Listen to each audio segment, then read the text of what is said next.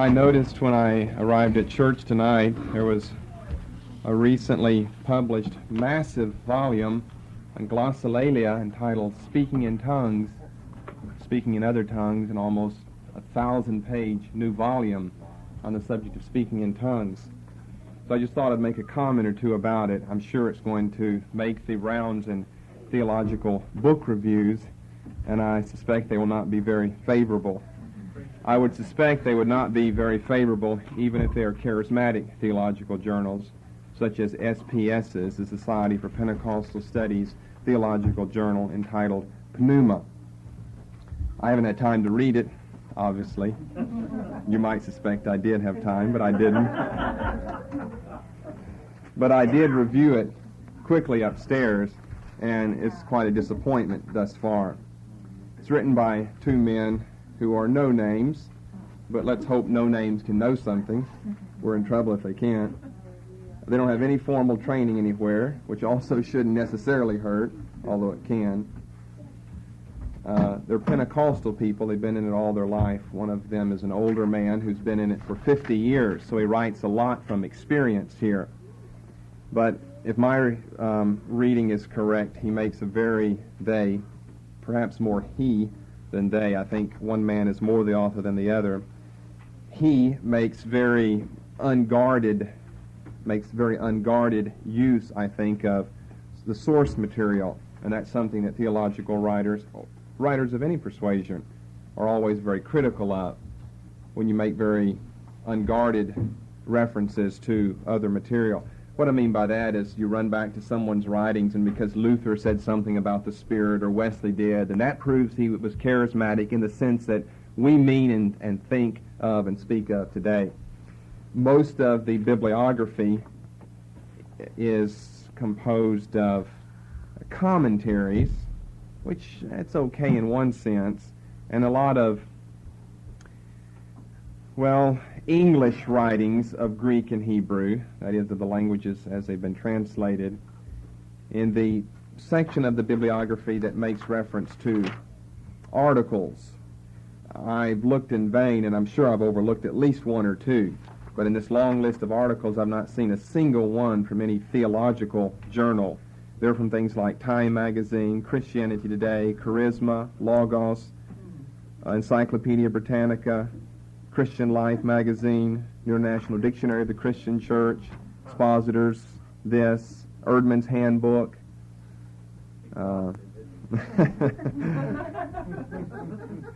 Those types of things, those are the articles that are found here.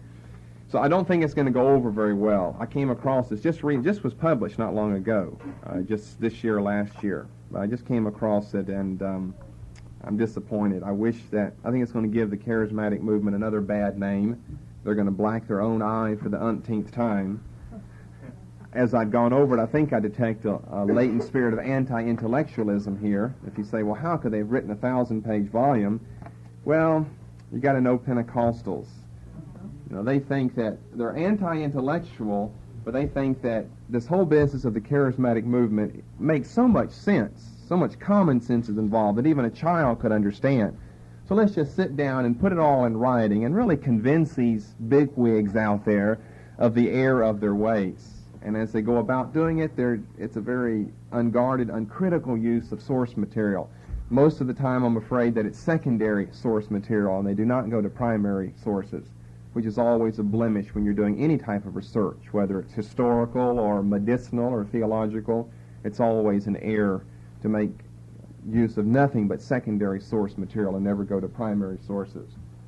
But in case you hear me make reference to it later in the future, pulling my hair out over it, then you'll know what I'm talking about, this big volume. I'll send it around, and if you get bored tonight, sometime during the teaching, you can you can flip through that. I don't even know that I'm going to sit down and read it now. I got a lot of other things to do. And if it was good, that'd be fine.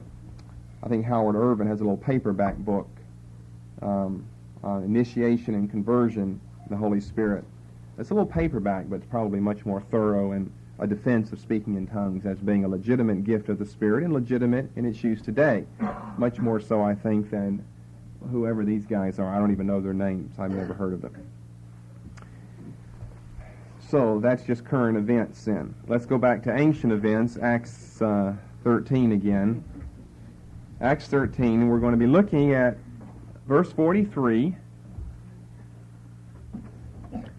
And this phrase, religious proselytes. We just have a lot of material to give you tonight, so there'll be a lot of outlining to do, I'm afraid, of breaking it down in this number and that letter and so forth. Chapter 13 in Acts is somewhat pivotal.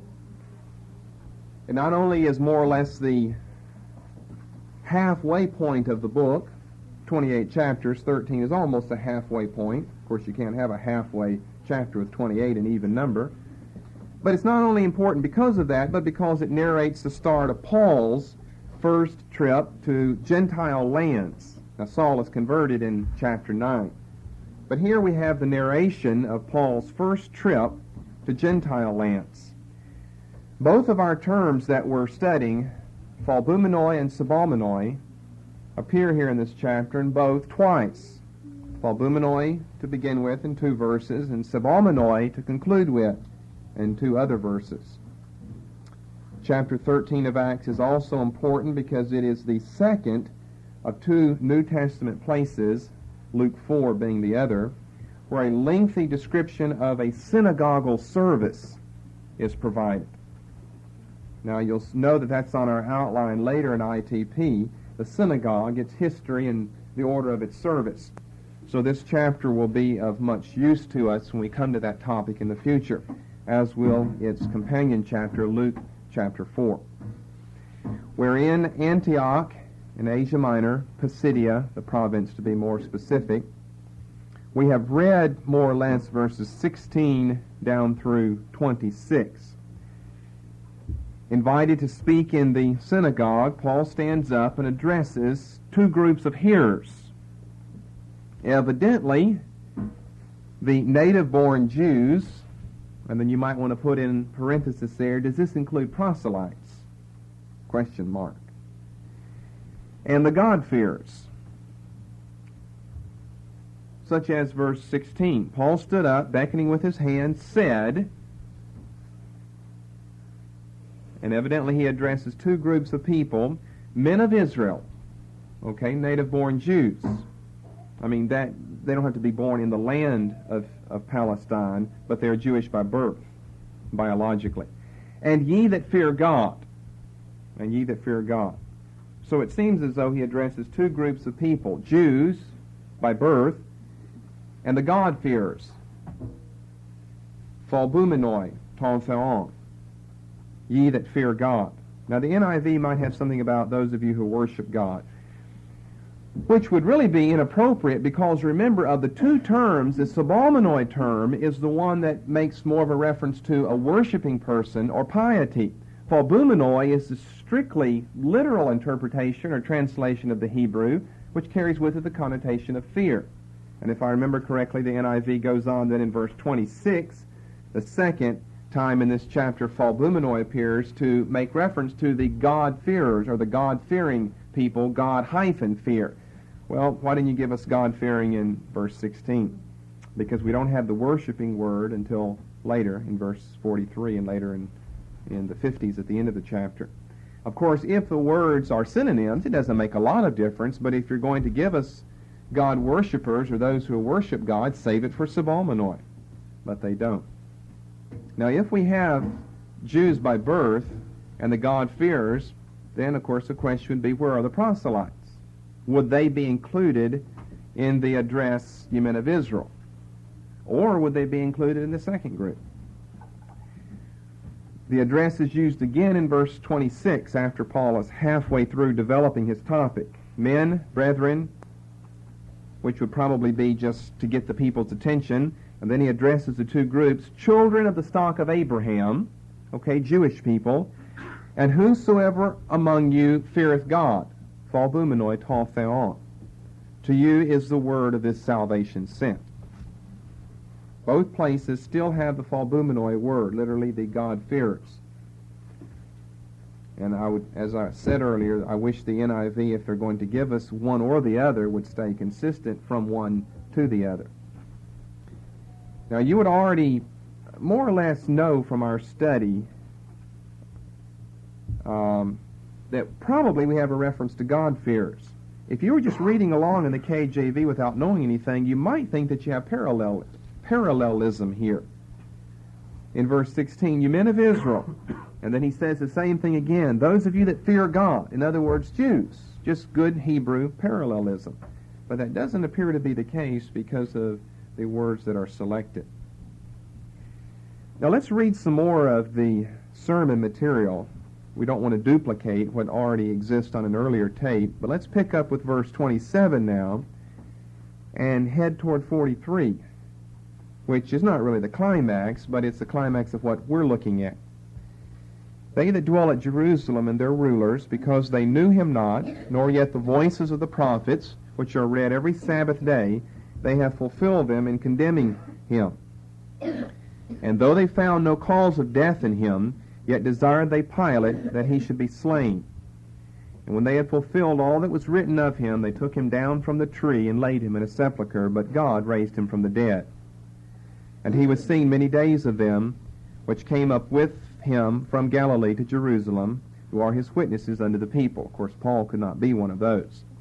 And we declare unto you glad tidings, euangelion, the gospel, good news, how that the promise which was made unto the fathers, God hath fulfilled the same unto us their children, in that he hath raised up Jesus again.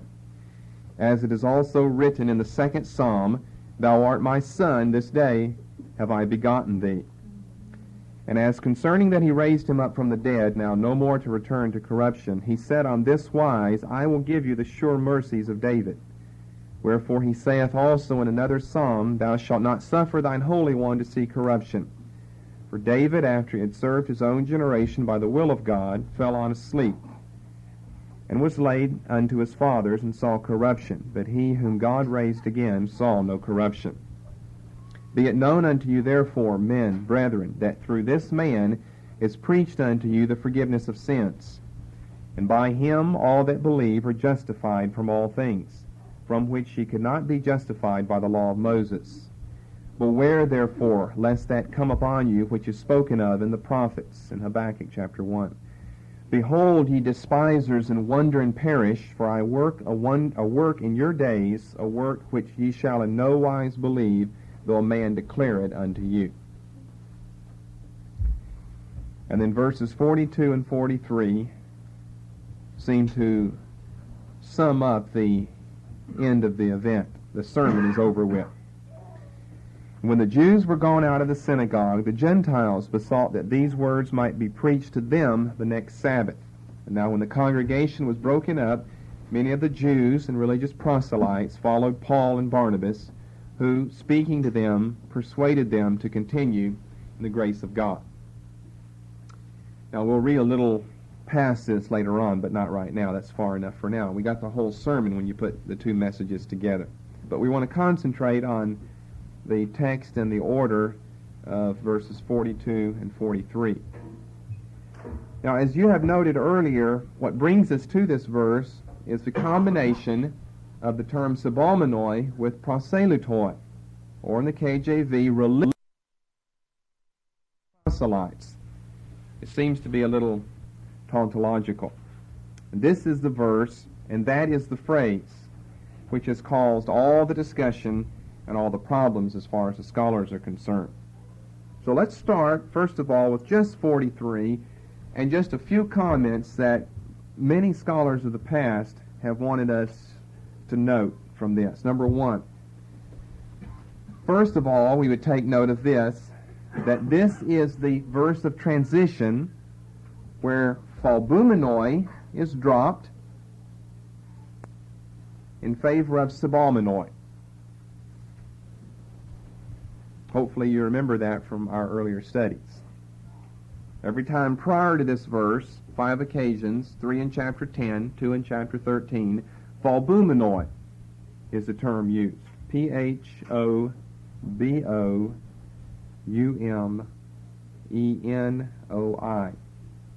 Transliteration, phalbumenoi. Starting with this verse, Luke switches right in the middle of the narrative to sybalmenoi, B-O-M-E-N-O-I,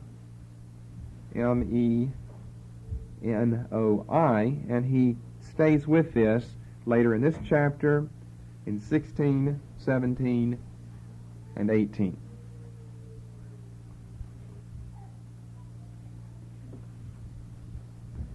Now in verses, we're still under this first point here, in verses 16 and 26, as I just said a few moments ago, it seems as though we're talking about two different groups. Paul is addressing two groups. And who are those? Jews and God-fearers.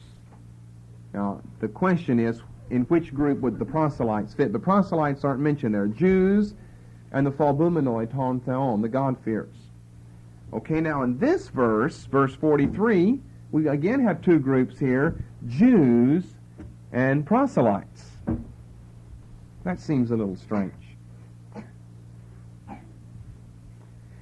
So since now proselyte appears and phalbumenoi does not appear, but rather in its place sabalmenoi, then some people under this first point would argue that there is some significant difference in the meaning of these two words, phalbumenoi and sabalmenoi, because it took proselutoi, they would argue, for Luke to drop phalbumenoi and give us sabalmenoi.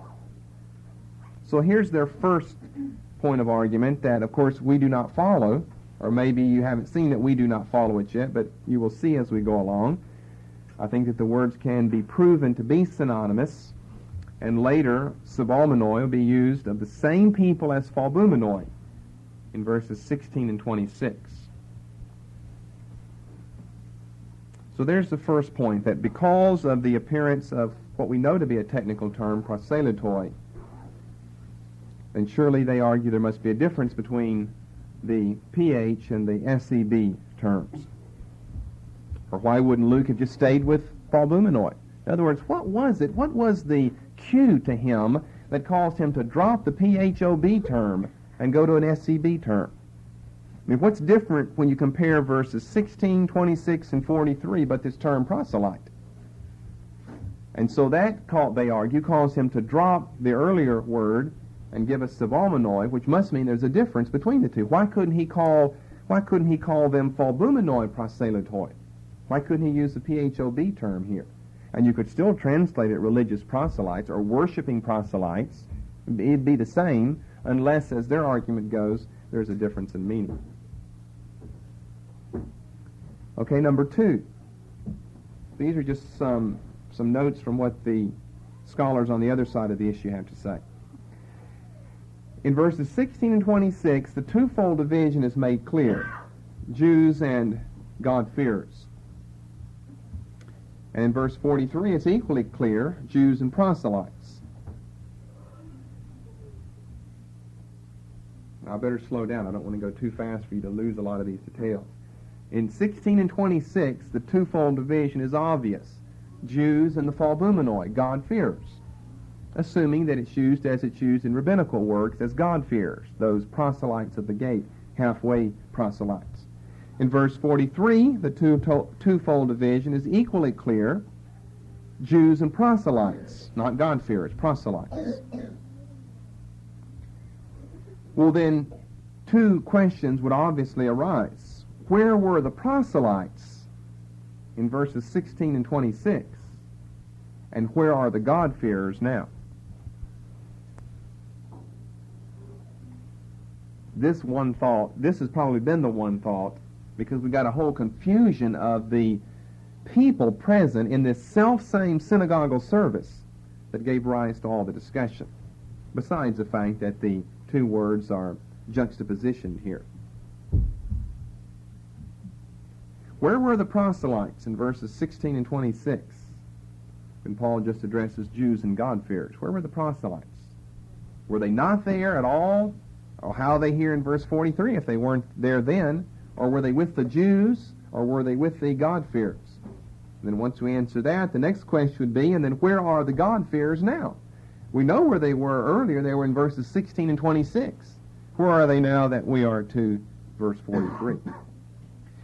Of course, one way that you can get around at least part of this twofold dilemma. You've got two horns that you're hung on, is to see three groups in verse 43.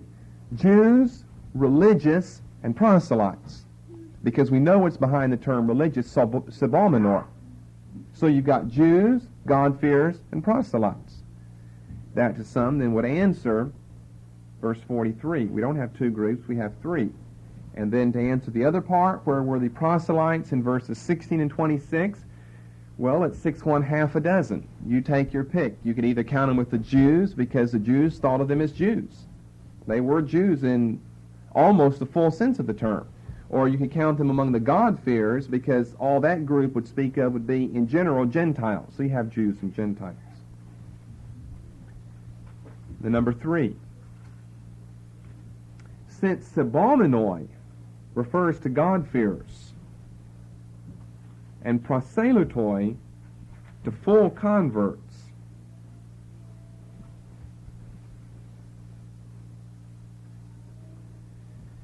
they argue we in fact do have three groups found in verse 43. Some go so far as to argue this, that we in fact do have three groups. I mean, at least this is what we'd expect in a synagogue. Jews, proselytes, and the synagogue leeches, the God-fearers. So this is a follow-up of their two-horned dilemma under number 2. However, in the Greek, both of the terms, religious and proselytes, both of the terms are used of only one group. Of only one group. You only have one connective here, that's the and, between Jews, the first group, and religious proselytes, the second group.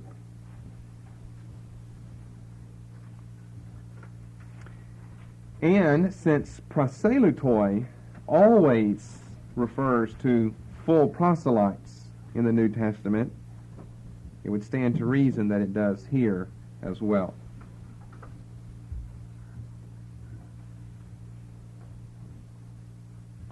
So then on the other side of the issue, it might be argued that neither phalbumenoi nor sabalmanoi, phalbumenoi from chapter 10, sabalmanoi now from chapter 13, have to be used in the Lucan narrative as technical terms.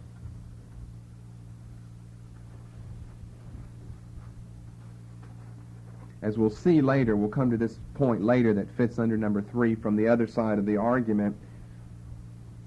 If we've got the juxtaposition of both of these terms, religious and proselyte, the SEB and the PROS terms, and we know that it refers to one group, which it does, that really can't be debated or argued, then we're going to have one of them used more loosely than perhaps in other places. And which would it stand to reason could most likely be used more loosely than the other? Well, probably the SEB term and not the proselyte term, because proselyte is much too entrenched as a technical word. Luke has shown that he knows how to use that term technically and correctly twice earlier, once in chapter 2, verse 10, and once in chapter 6. Have you followed all this confusion so far? All right, here's another point, number 4, that they make. They use another argument. Women are called sabalmanoi in Acts 13:50 and 16:14. Now, if we'll just get that down, it's 13:50 and 16:14. Women are called sabalmanoi. Well, what would that mean? I mean, what would you think thus far, from what you know about phalbumenoi and sabalmanoi? What would you think that would mean about these women? I mean, who are they, in other words? How do we describe them? That's the Greek term, but who are they? Who is, well, look in 16:14. A certain woman named Lydia, a seller of purple of the city of Thyatira, which worshipped God. There's the sabalmanoi term there. Which worshipped God. What was she? Who was she? What group, if any, do we put her in? Well, you'd probably say God-fearers. She's a God-fearer. That's what the term means, God-fearers. All right, they argue, however, that because sabalmanoi is strictly in these two verses used of women, 13:50 and 16:14, It can hardly mean God-fearers, because what kept most interested Gentile men away from full proselytism was circumcision. And that was the one thing women, by nature, would obviously be exempt from. In other words, those women who were attracted to Judaism had no reason not to go all the way. The men attracted to Judaism would have a reason not to go all the way, circumcision. In other words, it would stand to reason that men would certainly be God-fearers. They would not go all the way as a proselyte because of circumcision. But if a woman has seen enough in Judaism to make her interested, what would be there to hinder her from going all the way as a full proselyte? So that it wouldn't make any sense at all. It'd be totally meaningless to call women Sibalmonoi. What would be there because circumcision isn't there? Well, you still have a lot of other things, the chief thing being social stigma. I mean, for you to surrender your Gentile religion and heritage, whether or not you go through the pain of a physical act, circumcision, a woman wouldn't, because she couldn't, and went to the faith and went the way of the Jewish people, you're surrendering a whole lot. Your family and your culture and your background and perhaps a lot of other things. You are surrendering a whole lot. So I don't think this argument is valid here. They've only thought deep enough to think of circumcision, and they haven't gone beyond that. Their argument has only been, well, there's no way you could call women God-fearers, because if they were attracted to Judaism at all, there'd be nothing stopping them from going all the way. And the nothing they think of as circumcision, that wouldn't stop them. That's true, that wouldn't, because that would be out of the way. But they would still have to deal with the situation of the social stigma. So yes, in other words, women could be attracted to Judaism, regardless of whether or not circumcision was an issue with them, and still not go all the way because of social stigma. And therefore, the result would be they could then be referred to as Sibalmonoi or Phalbumonoi Ton Theol. We don't have two groups of women and only two groups. Either you're a pagan Gentile or you're a proselyte. But we could have pagans, we could have proselytes who are women, we could have God-fearers who are women as well. Well, hopefully that kind of sets the scene. Now let's get into verses 42 and 43 for some more outlining. The first thing to note before getting into this part of the study is that verses 42 and 43 serve as summary. The end of the sermon is 41. Verses 42 and 43 serve as summary. And what often accompanies a summation? Brevity and generality. Now that's just a note to keep in mind in the back of your mind as we start working our way through this. It may come in handy later on. It's just a summary. When the Jews were gone out of the synagogue, the Gentiles besought that these words might be preached to them the next Sabbath. Which words? Well, all that the sermon has been about. And now when the congregation was broken up, many of the Jews and religious proselytes followed Paul and Barnabas, who, speaking to them, persuaded them to continue in the grace of God. It's just a summary. And then in verse 44, we're a week later. Some people would argue maybe 2 weeks later. We'll get to that later. But we are later than verses 42 and 43, and that goes onwardly. So what I would entitle this little part of our study tonight would be this: the problems of text and order in verses 42 and 43. Yes, we do have some rather serious textual problems here, as you have noted if you've been comparing the KJV with the NIV. The problems of text and order. Textual problems and the arrangement of the narrative, the arrangement of the events in verses 42 and 43. So let's deal with textual questions in the first place. The Textus Receptus has 3 editions that, of course, have found their way into the KJV. And these are the 3 editions.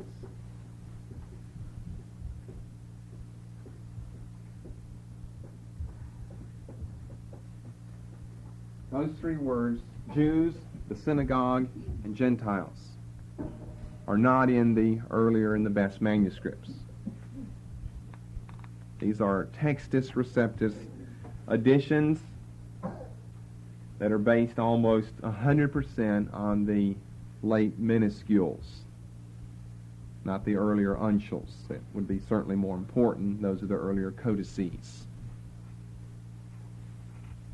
These three words, as you note in your KJV, have found their way into your text. When the Jews, verse 42, were gone out of the synagogue, the Gentiles besought that these words might be preached to them the next Sabbath. You got three words that are an addition here. Now let me make a comment about the book of Acts. If I've never said this before, I'm sure that I have, but if I have, it bears repeating, so you can keep this in mind. I think I said recently that we have many more textual problems in the New Testament than we do the Old. For the continuation of this message,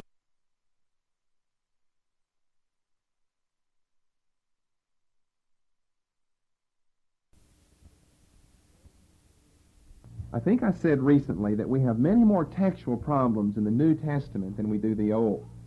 And I guess I could say I'm rather grateful for that. Not because the new is less important than the old, so it doesn't matter that we have all these textual corruptions, but because the new is more recent than the old, and we can get back to it more easily than we can the old, and it's briefer, it's shorter, there's not as much material as the old, and the language is easier to deal with Greek than ancient Hebrew or Aramaic. And if one book stands out in the New Testament for being a textual thorn in the side of any scholar, it's the book of Acts. And Revelation may be its sidekick. Those are two books where we have a tremendous amount of textual variance. And if there's one chapter in Acts that stands out as a problem chapter, it's chapter 13. Bruce Metzger's textual commentary on the New Testament gives 39, there's only 52 verses in this chapter. That's more than half. 39 separate entries on variance and textual corruption here in this one chapter. Sometimes two entries for one verse. And of course there'd be some verses that have no textual problem one way or the other. That's from verse 1 to verse 50. That means there are no textual problems in 51 and 52. So you've got 39 separate entries. Some of you have Metzger's commentary, and you can take a look and see what I mean by that if you're not familiar with how that's written. Of course, that's written as the commentary on the United Bible Society's third edition corrected of the Greek New Testament. 39 separate entries on variance and textual corruption from verses 1 through 50. The longest one, by the way, is on verse 33. I thought that was interesting. It's about other matters, but of course that's the big JDS verse in this chapter. You know, what do you do with the begottenness of Christ? Born again, lost, unregenerate, and saved while he was in hell, or does verse 33 mean something else? So you got, I think, 2 or 2.5 pages on the variant problems in verse 33. That's the longest one, and not far behind is verse 42. There are some other verses in between. Verse 42 has almost an entire page of commentary. So maybe we should outline your work like this. Under problems of text and order in verses 42 and 43, let's start with number 1, the TR additions, Jews, synagogue, and Gentiles. And then under that, letter A, we'll start with the first and last of those additions, Jews and Gentiles. It's going to be a little confusing tonight, I'm sorry to say. A lot of information that I need to get out, so we won't have to do it later. You slow me down if you've got a problem. Then don't everybody shout at once, so. Take a card and your number will be called. So letter A under our first point here. The best manuscripts have a problem of double subject ambiguity because of the uninformative pronoun auton.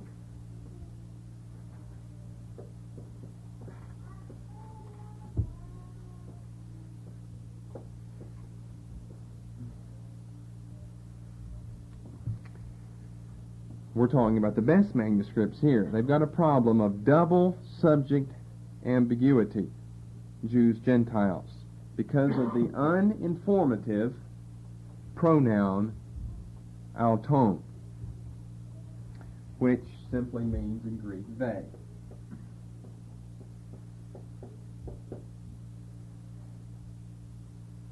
If you look at your KJV in verse 42 for just a moment, let me read what the Greek says. As they were going out, let's forget synagogue for right now. We're only dealing with Jews and Gentiles, the subject question here, the double subject ambiguity. Look at verse 42, the very beginning of it. As they were going out, they besought that these words might be preached to them. As they were going out, they besought. Okay, who is the they then? Double subject ambiguity. As they were going out, someone was going out, then they besought, someone besought.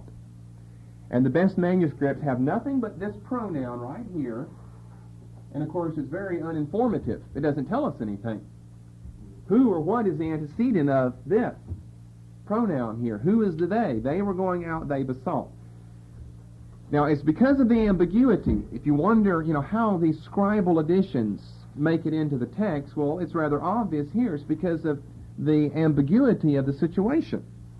Some early copyists noticed this, that it's ambiguous. As they were going out, now who was going out, and then who asked whom to do what?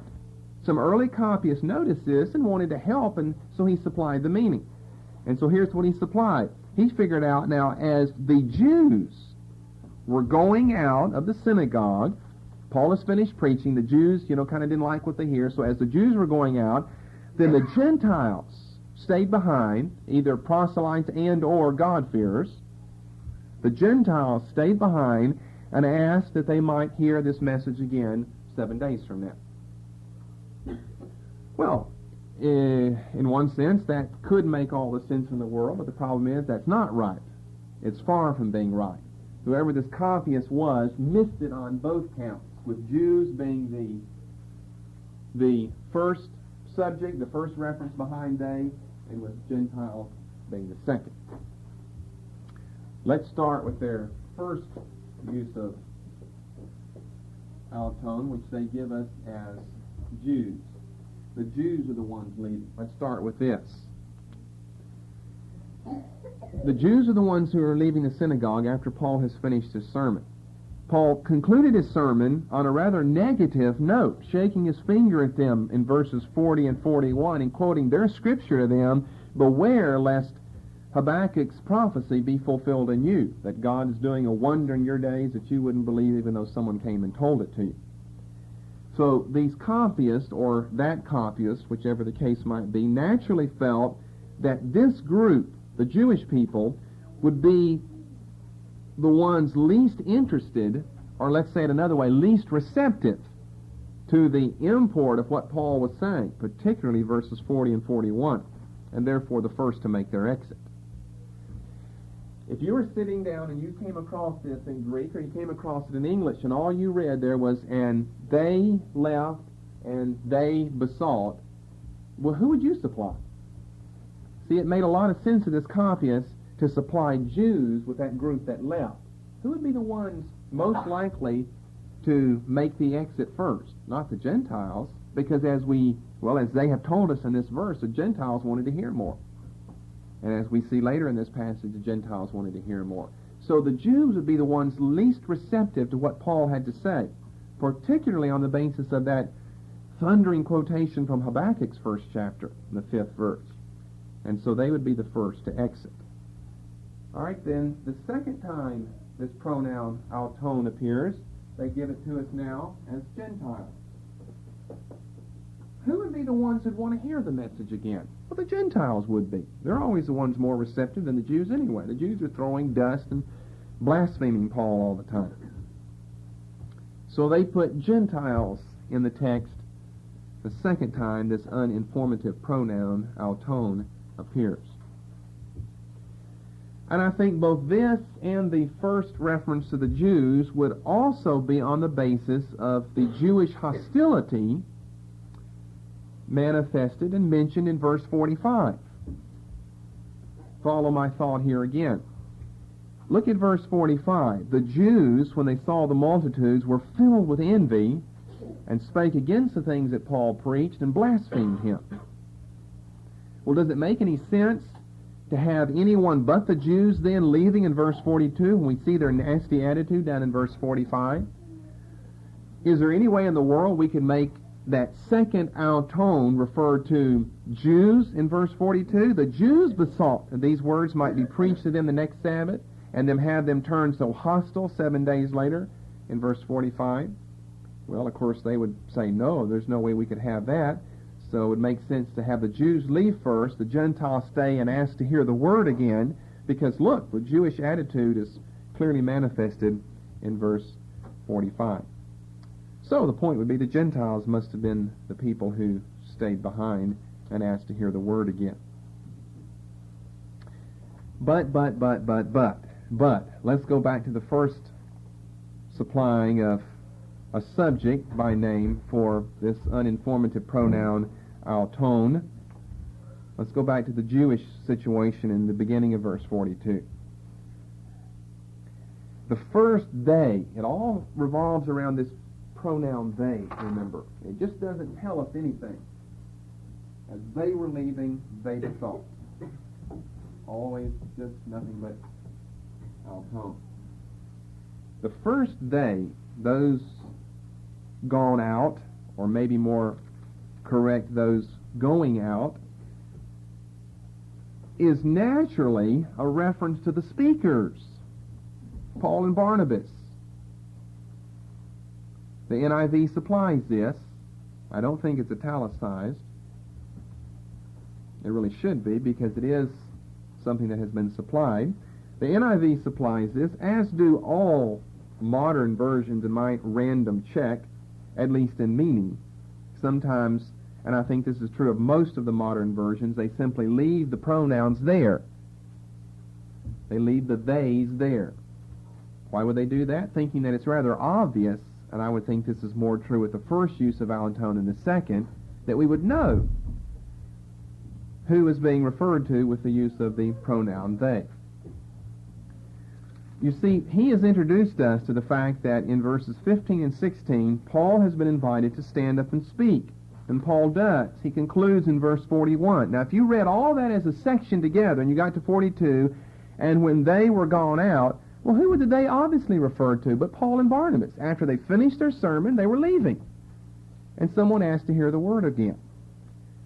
But you see, these early copyists, or later, I should probably say later copyists, they didn't catch the meaning at all. They didn't catch the meaning that the they had obvious reference. I mean, it's so natural and so plain. Not even really debatable. That it has reference to Paul and Barnabas, to two speakers. They didn't catch that. They had to supply something else in there. And because of verse 45, the hostility of the Jews manifested later, they felt it could only be a reference to Jews now.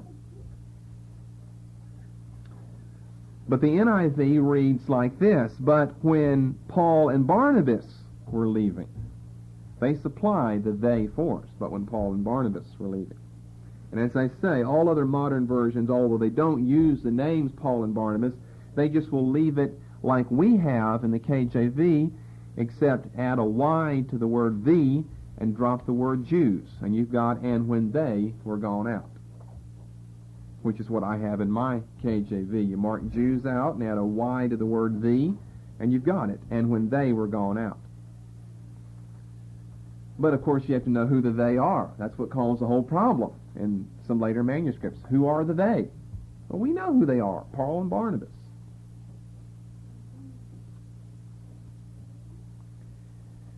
All right, what about the second they? The KJV gives us the Gentiles. The Gentiles, they would be the ones receptive to the word. Well, the second they is most likely a reference to the Jews. Of all things. Of all things. What a mess. Chapter 13 is like this. But, of course, most of the problems are not TR problems. They're just other situations. The book of Acts has a lot of Western interpolations from the so-called Western text, and that's what you generally deal with in the book of Acts. Most of them are not TR, and most in chapter 13 are not textus receptus questions. make sure you're following what I have. They, for the first time. These, let's call them they who are leaving, and these are the people who are speaking. This would be Paul and Barnabas. They're the ones who are leaving. Who are the ones speaking, asking to hear the word again. KJV gives us Gentiles. All the Greek has is auton, they. No, it's not Gentiles, it's the Jews.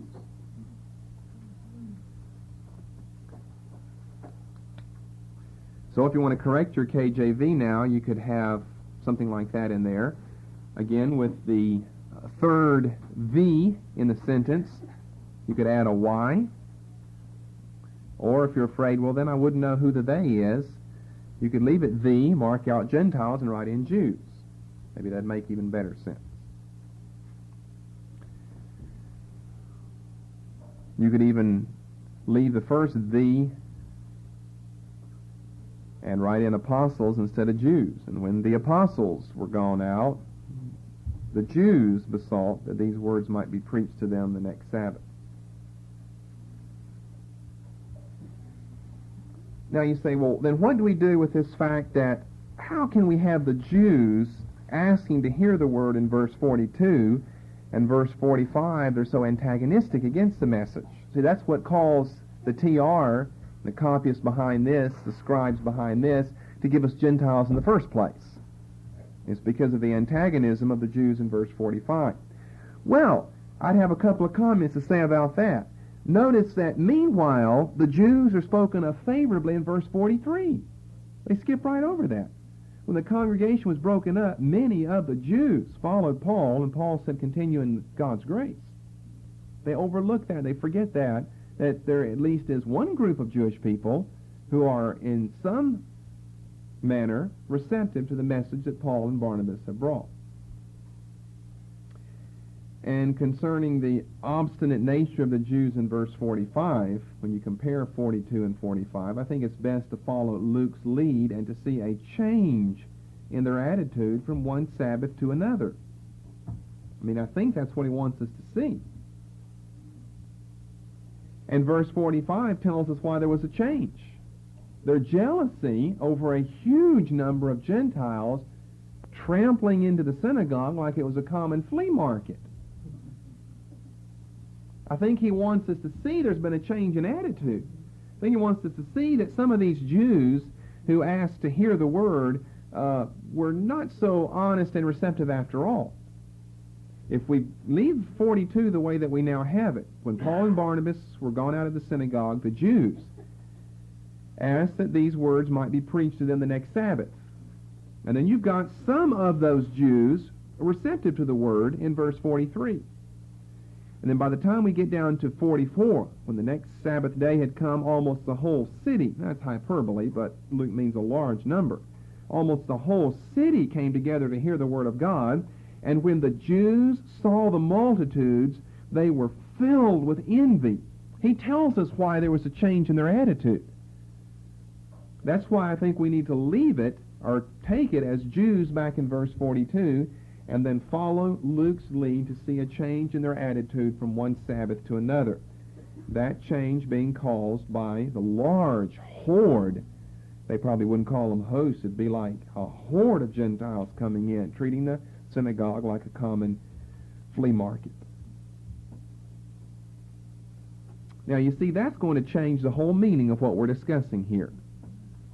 Whether we've got Jews leaving and Gentiles asking for the word, or whether we've got Paul and Barnabas leaving and Jews asking for the word. I mean, you just changed the whole arrangement.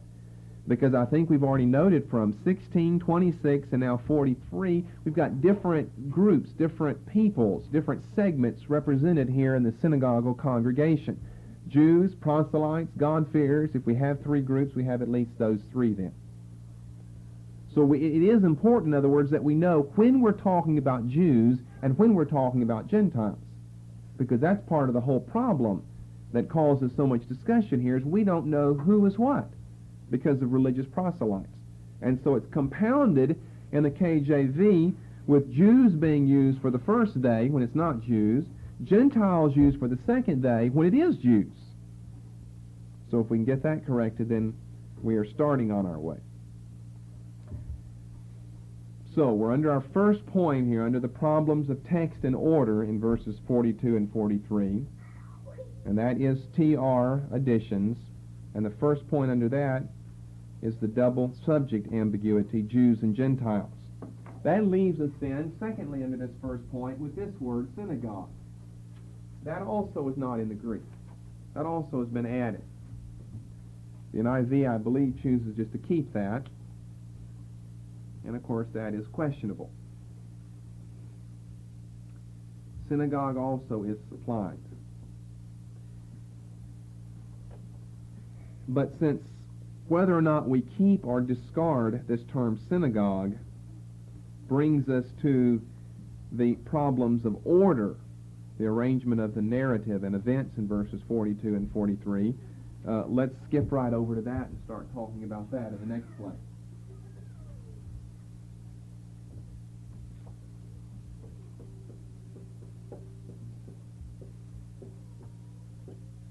So under text and order, we first of all looked at text.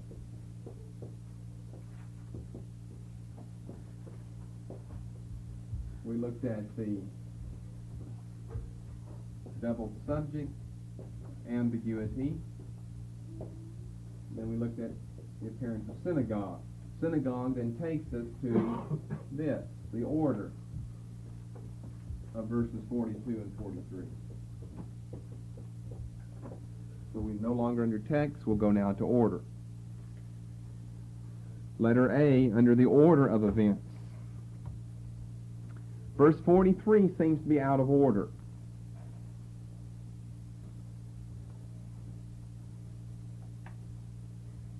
If Paul, Barnabas, and some Jews have already, quote, gone out, unquote, of the synagogue, then how can we have the people only now being dismissed in verse 43? It seems to be out of order. Look at verses 42 and 43. Let's just read it like this, that when the apostles were gone out of the synagogue, the Jews besought that these words might be preached to them the next Sabbath. Sounds like the end of the service to me when they were already gone out. All right, now verse 43. Now when the congregation was broken up, well, that would have already happened. That happened back in verse 42. When the congregation was broken up, many of the Jews and religious proselytes followed Paul and Barnabas. So it seems as though verse 43 is out of order. Or to say it another way, verse 42 is premature. Here are some of the proposed solutions, and these aren't all of them, but here are some of the proposed solutions to the problem of order in verses 42 and 43. Number one, proposed solutions. Some scholars and commentators hold that Paul and Barnabas made an early exit, and some of the Jews ran out early with them. I hold that to be highly unlikely. I think the reason that they argue that is because they're already thinking of the spirit of antagonism that starts down in verse 45. But we have no hint of antagonism up to this point. No hint of it at all. There's no antagonism at all. I mean, Paul is asking, he's inviting problems whenever he's finished his sermon. We haven't taught you all about the synagogal service, but a lot more has to be done before you officially close the service. The minister blesses the people with the Aaronic blessing, and all the people depart then. For Paul to have finished his message, instead of going and sitting back down, he just says, well, Barnabas, we finished our duty, let's split, let's get out of here. And so they head to the door, and the service is not even over yet. Well, you're going to antagonize people unnecessarily if you do something like that. And then you've got a whole group of Jews coming out of the synagogue. What's Pastor Rabbi going to think back in there whenever this happens? You certainly would never allow them back in the synagogue a week from now on the next Sabbath to preach all this, what now is obviously heresy, over again. So some commentators hold to that. I don't think that's true. I don't think Paul and them left early. I think Paul has concluded his speech. He sat down, and they went through the final motions of the service, and then finally the entire congregation was dismissed. So here's a second proposed solution. Verses 42 and 43 speak of two different occasions, two different Sabbaths, successive or otherwise. You probably never would have guessed that solution, but it's a very good one with some points in its favor. These are two different occasions, two different Sabbaths, perhaps successive, or perhaps there was a Sabbath that fell in between the two.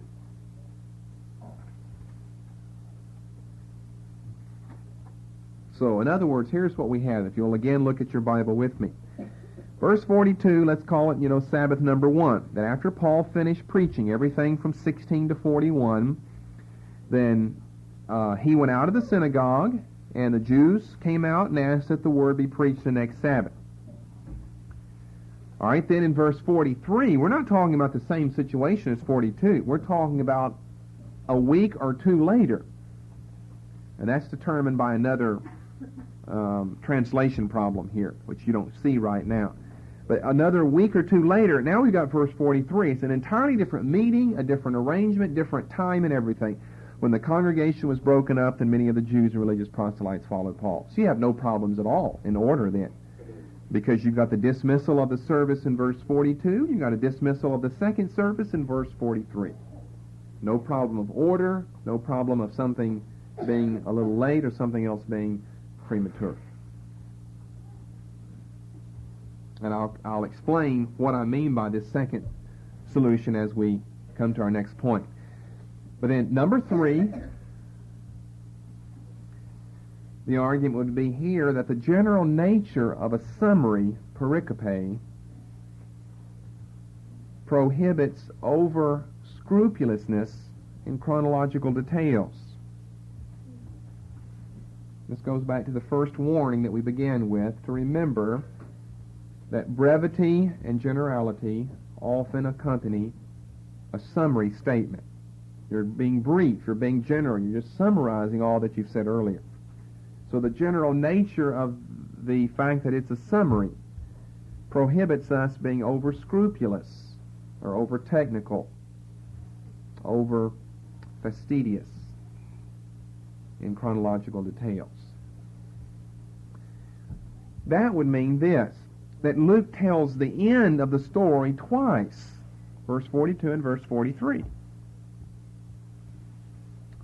And sure, he's got them out of order, but he knows that we can look and tell that they're out of order as far as order. If we think that verse 43 logically and chronologically succeeds verse 42, it doesn't. They take place at the same time. It's the same event he's talking about.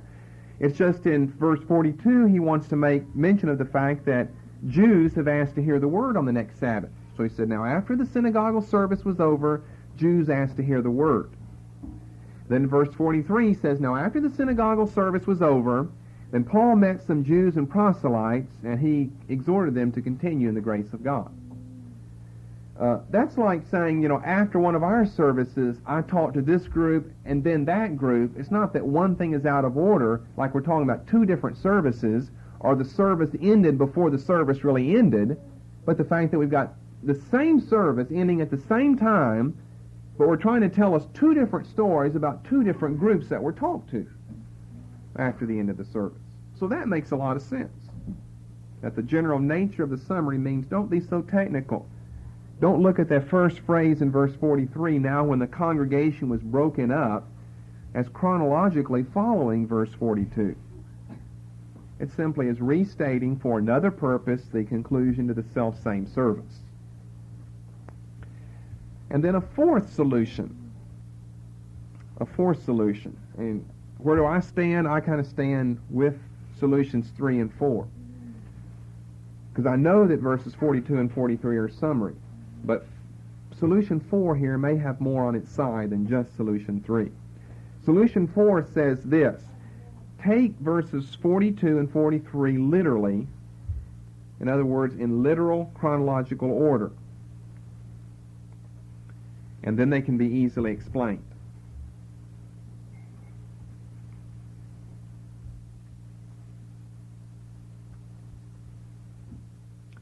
Now, I'm not convinced that we have enough material here, and the reason I don't think we do is because it's summary. Luke doesn't intend for us to have enough.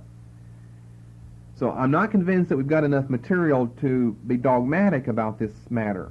and build everything on this fourth proposed solution. But let me explain it to you, and it does make sense to me.